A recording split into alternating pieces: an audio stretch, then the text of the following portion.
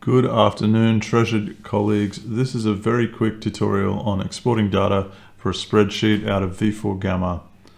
So here we have some data set up in records, which is a great way to do it. Real simple record, just got three properties: foo, bar, baz. Foo's a string, bar's an integer, baz is a float. And here's some instances of my data record with some data. Let's change some things here. Then we put them in a spread, but could be a dictionary, whatever you like. Okay, so first method that I advocate for is to make your own simple comma separated value or tab separated value exporter. What's good about this is you can just make it quickly with the built-in nodes, and I'll show you how to do that in a second.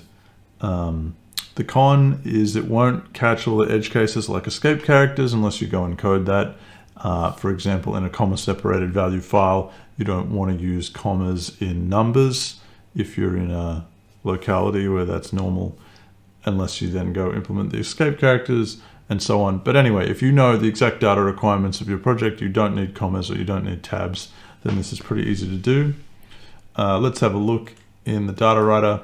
So in the data writer, it's not using generics or anything. It's just taking my data record that we created before. So the way to read this comes in here, and then for every my data record, it's being split. The separator character, the comma, is going between each of the fields. The fields that need to be converted to strings are being converted to strings. And so there you have this row A00. It inserts a new line. The way this works effectively, because it won't happen due to this logic, it doesn't happen when the index is 0. It doesn't happen on the first line. This means that it effectively happens at the end of the first line, at the end of the second line, and that's it. Then it's using this accumulator to add those lines together. We've got our headers come in over here, and it uses the same trick with the separator to give us foo bar baz, foo comma bar comma baz, and not putting an erroneous comma at the front or the back because of this logic. New lines, there's this node new line you can use to generate the appropriate new line character.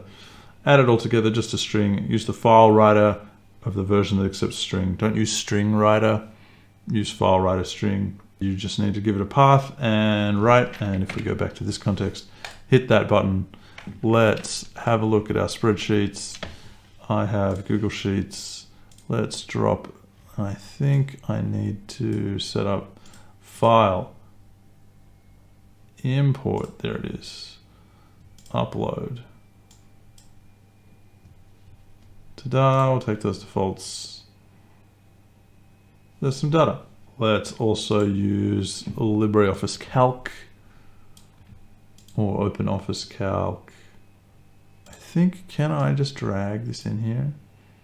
Yeah, it gives me some things. Ah, there you go. And there's the delimiters, tab, comma, semicolon. I think you can even specify a common delimiter.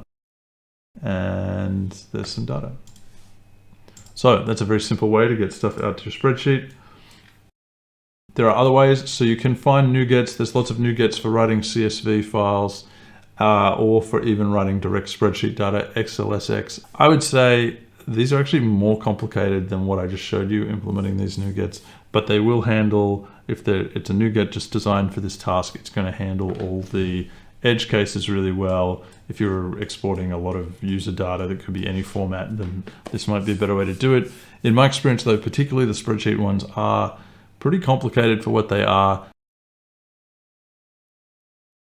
Method 3, don't forget, V4 has the serialize nodes that will automatically serialize to essentially X element, which is XML, but you can write that as JSON or XML. I think Excel, Microsoft Excel imports JSON straight away, but maybe, yeah, your overall data flow, actually XML or JSON is what you could work.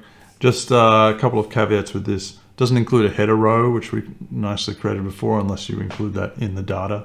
And also note, they always warn you with these, if you look at the serialized nodes, oops, American spelling with Z, serialized nodes, it should say, oh, I have to turn on the advanced ones. Yeah, it should warn you in the tooltip here, used for non-persistent data. Now, when it says non-persistent, the problem there is that the underlying library does not promise that it won't change the way it interprets the data, and maybe it'll reorder some things in future. So it means don't write an application that's exports data now, and then in 5 years you're going to continue updating this application, it should still be able to import the old save files because they might no longer be able to be read by the deserializer.